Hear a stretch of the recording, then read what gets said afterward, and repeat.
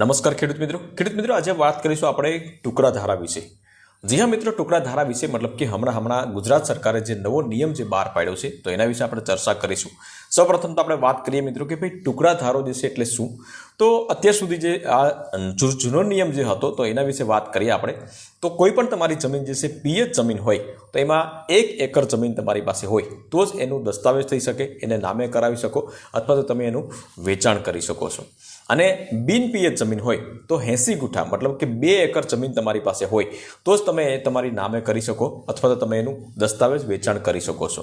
પરંતુ નવા નિયમ મુજબ જે છે હવે આવનારા સમયની અંદર મતલબ કે ટૂંક સમયની અંદર જે છે ફક્ત તમારી પાસે 10 ગુઠા જમીન હશે તો પણ તમે તમારી જમીન જે છે એ નામે કરાવી શકશો, એનું દસ્તાવેજ કરાવી શકશો, એનું વેચાણ કરી શકશો।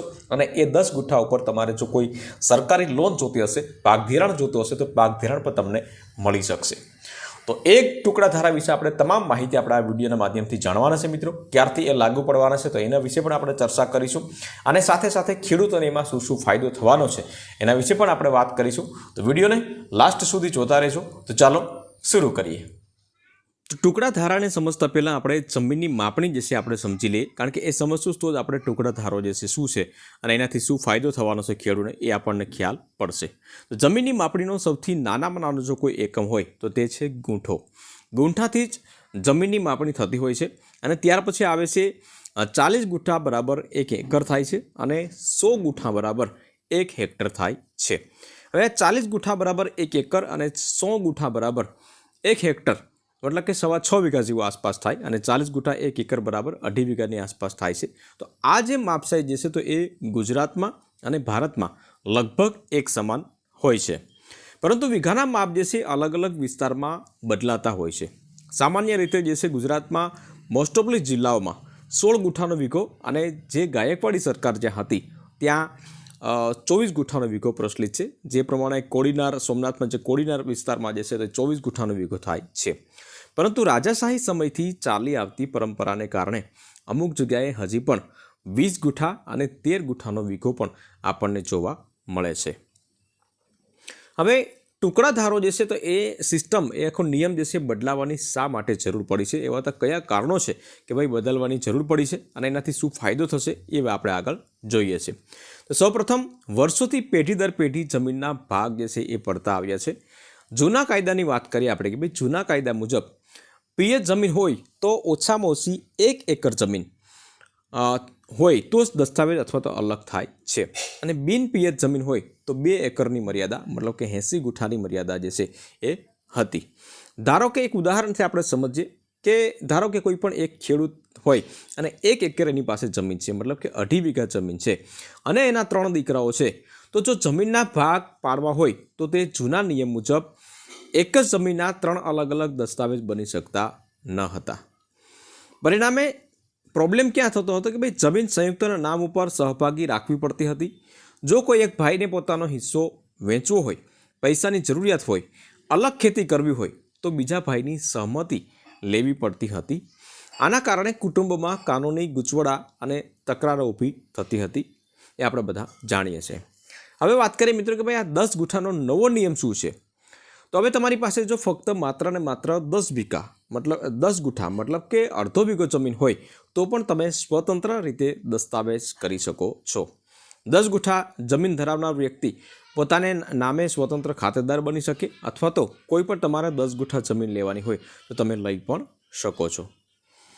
આ નિર્ણયથી જમીનના નાના ટુકડાઓનું પણ કાયદેસર રજિસ્ટ્રેશન શક્ય બનશે અને ખેડૂતો પોતાની જમીનનો પૂર્ણ માલિક બની શકશે। હવે આ નવા નિયમોથી ખેડૂતોને થતા મુખ્ય 4 ફાયદાઓની વાત આપણે કરીએ છીએ।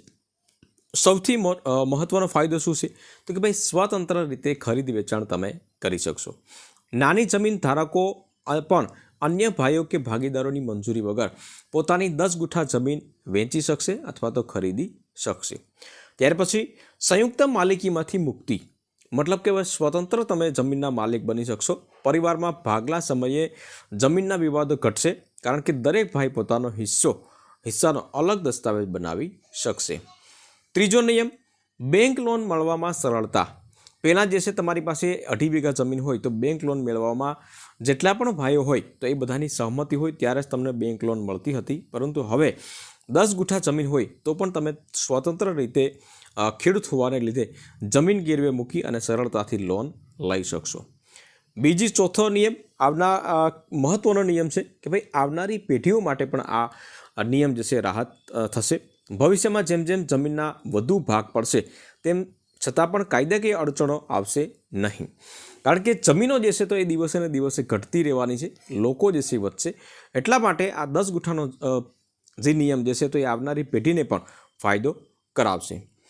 હવે આ નિયમ જે છે તો એ અમલમાં ક્યારે આવશે તો તમને જણાવી દઈએ મિત્રો કે આ ઓલરેડી જે છે અમલીકરણ આનું થઈ ચૂક્યું છે. ગુજરાત સરકાર દ્વારા જમીન ટુકડા નાબૂદી અને એકત્રીકરણ વટહુકમને મંજૂરી આપી દેવામાં આવી છે. હાલની સ્થિતિ જે છે તો એ રાજ્યપાલની મંજૂરી અને સરકારી ગેઝેટમાં નોટિફિકેશન બહાર પાડવાની સાથે જ આ નવો નિયમ જે છે એ રાજ્યભરમાં અમલી લાગુ થઈ ગયો છે. તો તમારે શું કરવું છે? હવે આવનારા સમયની અંદર કોઈ દસ્તાવેજ કરવાના હોય તો માની લો કે હવેથી તમારે 10 ગુઠા કે તેથી વધુ જમીનના સ્વતંત્ર દસ્તાવેજ, ભાગલા કે અથવા તો વસિયતનામું કરવા માટે તમે તમારી નજીકના સબ રજિસ્ટ્રાર કચેરી અથવા તો મામલતદાર કચેરીનો સંપર્ક કરવાનો રહેશે. ત્યાંથી તમે આ બધી વસ્તુ જે છે પ્રોસેસ જાણી શકશો અને માહિતી મેળવી શકશો, અને અલગથી તમારે 10 ગુઠાનું રજિસ્ટ્રેશન કરવાનું હશે તો તમે કરી શકશો. આમાં તમને કોઈ પ્રશ્ન હોય તો તમે કોમેન્ટ કરી શકો છો મિત્રો. બાકી આવી જ માહિતી, ખેડૂતોને કાયદાકીય માહિતી જાણવા માટે પેજને ફોલો જરૂરથી કરી લેજો, અને યુટ્યુબ જોતા હોય તો ચેનલને સબસ્ક્રાઈબ જરૂરથી કરી લેજો.